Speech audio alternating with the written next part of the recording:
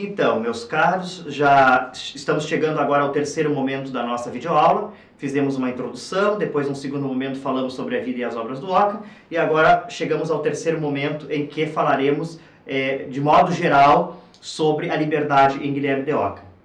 Léon Baudry é um pesquisador francês, numa obra, num dicionário, um léxico filosófico sobre Guilherme de Ockham, ele identifica que em Ockham nós podemos entender a liberdade de 4 maneiras diferentes. Ele chama de os sentidos da liberdade. Há 4 sentidos para o termo liberdade em Guilherme de Ockham. A ausência de coação é o primeiro deles, a ausência de servidão ao pecado é o segundo, a ausência de imutabilidade é o terceiro e a ausência de necessidade é o quarto. Então vocês vejam que são 4 sentidos bastante diferentes para o termo liberdade. Não me parece que seja necessário nesse momento nós caracterizarmos detidamente como que se deva entender cada um desses 4 sentidos. Mas é importante nós termos em mente que se trata de um termo polissêmico, isto é, um termo que possui várias acepções. Vou repetir: a ausência de coação, a ausência de servidão ao pecado, a ausência de mutabilidade e a ausência de necessidade. Além desses 4 sentidos que o Léon Baudry identificou para a liberdade, eu pessoalmente, nas minhas pesquisas que eu tenho feito, já tenho comentado com vocês nas webconferências, enfim, vocês sabem que eu estudo fundamentalmente Guilherme de Ockham. Ao longo das minhas pesquisas eu identifiquei 4 abordagens para o termo liberdade em Guilherme de Ockham. Então, além destes 4 sentidos arrolados por Léon Baudry, eu identifico também 4 abordagens para a questão da liberdade em Guilherme de Ockham. Então, se os 4 sentidos de liberdade aos quais se refere Baudry fazem com que liberdade em Ockham seja um termo polissêmico, essas 4 abordagens da liberdade que eu identifico no pensamento do Ockham fazem com que a liberdade em Ockham seja também um termo multidisciplinar ou transdisciplinar. Por quê?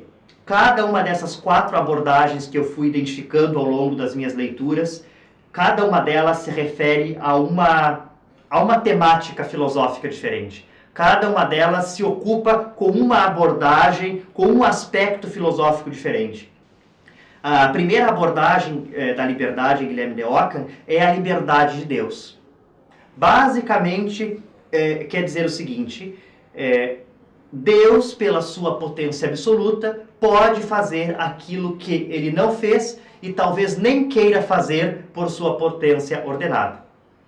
Não me parece que seja necessário nós caracterizarmos muito esse aspecto, porque não é o assunto sobre o qual nós vamos tratar.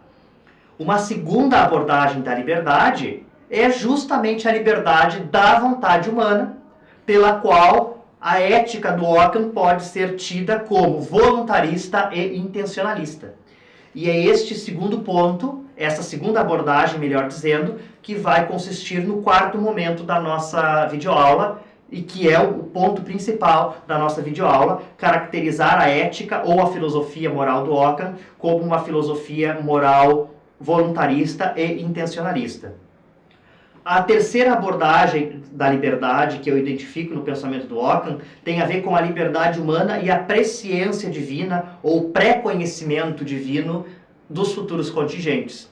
Isto é, se Deus conhece todas as coisas, isto é, ele é onipotente e as conhece de antemão, isto é presciente, então ele já sabe quais atitudes que nós vamos ter, ele já sabe o que nós vamos fazer, ele já sabe o que nós vamos escolher, inclusive sabe se nós vamos pecar ou se nós vamos cometer um ato virtuoso.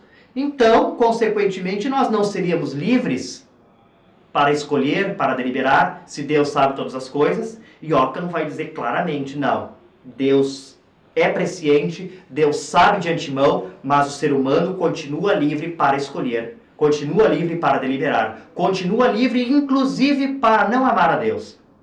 Esse é um aspecto muito importante. No texto do professor Guisalberti, é o capítulo 8º, em que ele trata da ética, ele mostra muito claramente isso. O ser humano é livre a tal ponto para recusar o fim último. O fim último é Deus. Para Tomás de Aquino, há tamanha liberdade, mas o ser humano não é livre para recusar, para não aderir ao fim último. Para Ockham, não, eu sou livre inclusive para recusar o fim último. Não é? Isso é um aspecto muito importante. E este constitui, então, a terceira abordagem da liberdade. E o quarto aspecto da liberdade, a quarta abordagem, é aquele sobre o qual nós trataremos na videoaula 8, que tem a ver com a liberdade política, com a liberdade espiritual, a liberdade evangélico-cristã. Então veja, fazendo síntese desse terceiro momento da nossa videoaula 7. Nós temos 4 sentidos para a liberdade, segundo Leon Baudry: a ausência de coação, a ausência de servidão ao pecado, a ausência de mutabilidade e a ausência de necessidade. E segundo eu próprio, segundo a minha... em seguida, isso vai estar publicado, né? Isso é conteúdo da minha dissertação. A primeira sessão do prólogo da minha dissertação, eu verso sobre essas 4 abordagens da liberdade. Em seguida, o texto vai estar publicado e disponível para que vocês possam ler detidamente, caso tenham interesse nisso.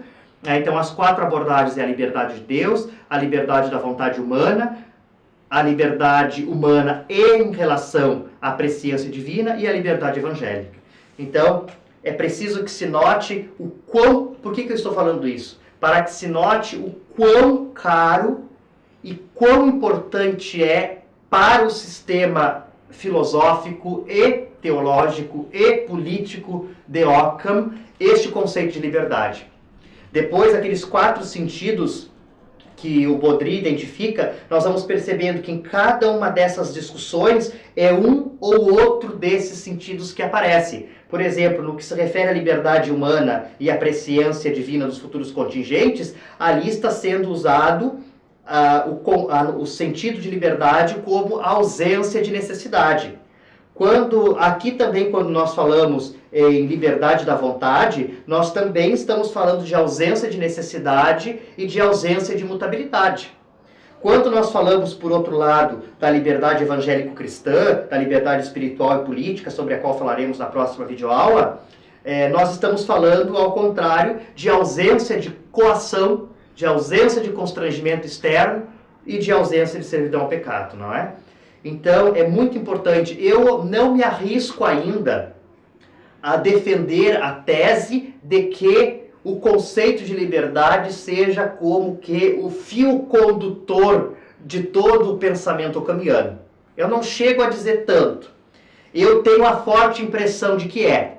Mas para que eu possa afirmar assim peremptoriamente que o conceito de liberdade é o fio condutor que dá sentido, como que o alicerce, como que a alma, como que a coluna espinhal ou dorsal do sistema filosófico, teológico, político de Ockham, eu precisaria de mais alguns anos de pesquisa para afirmar isso. Mas eu tenho a forte impressão de que a liberdade realmente exerce esse papel dentro do pensamento occamiano. Mas, enfim, isso é só uma impressão, ainda não é uma tese que eu possa comprová-la. Mas fato e isto é inegável, se pode identificar com Baudry esses 4 sentidos de liberdade e comigo, eu pessoalmente os identifico, essas 4 abordagens. Então agora vamos passando para o 4º momento da nossa videoaula, em que nós vamos falar um pouco sobre essa